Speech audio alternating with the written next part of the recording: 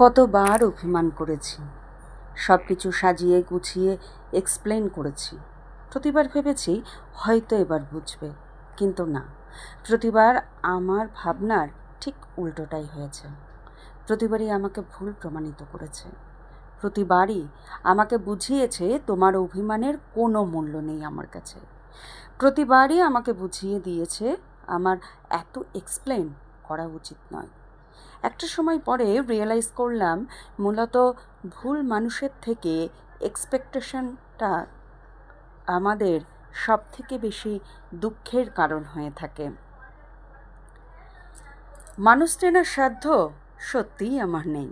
আমি এতদিনেও মানুষ চিনতে পারলাম না। যতবার চিনতে গেছি ততবারই ভুল করেছি।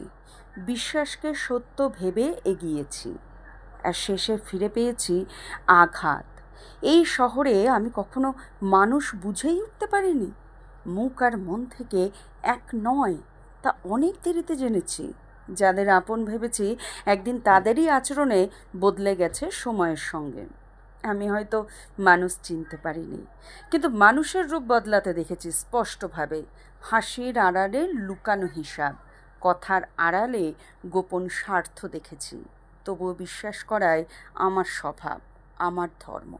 হয়তো সেই কারণেই বারবার ঠকে যায়। সঙ্গী যদি স্বস্তি না দেয় তবে সঙ্গীহীন থাকাটাই শ্রেয়। যে সম্পর্কে শান্তি নেই, আছে শুধু অশান্তির ভিড়, সেখানে একাকিত্ব হয়ে ওঠে ভীষণ ধীর।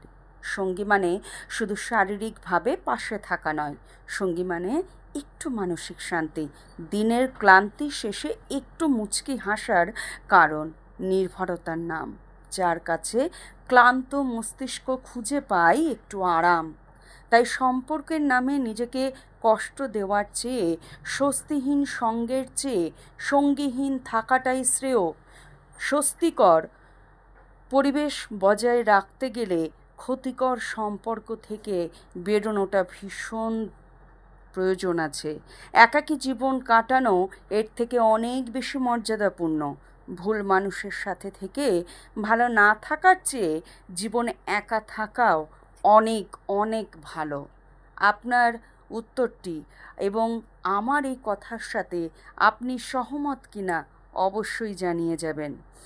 আরও একটি লেখা পড়ুন, শুনুন সমৃদ্ধি ঘোষের and all at once summer collapsed into fall, Oscar উইল্ডের লেখা।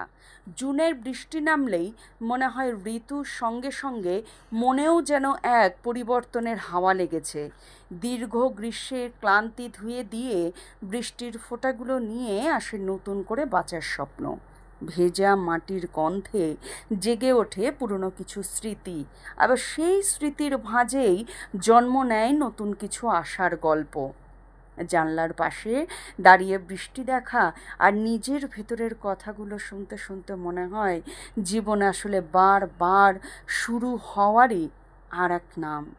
সব হারিয়ে গেলেও যেমন কিছু স্বপ্ন থেকে যায়, ঠিক তেমনই কিছু অপেক্ষা বেঁচেও থাকে। তাই যেন জুনের বৃষ্টি বারবার মনে করিয়ে দেয় আশারও নিজস্ব এক ঋতু আছে। And all at once summer collapsed into fall, Oscar উইল্ডেন।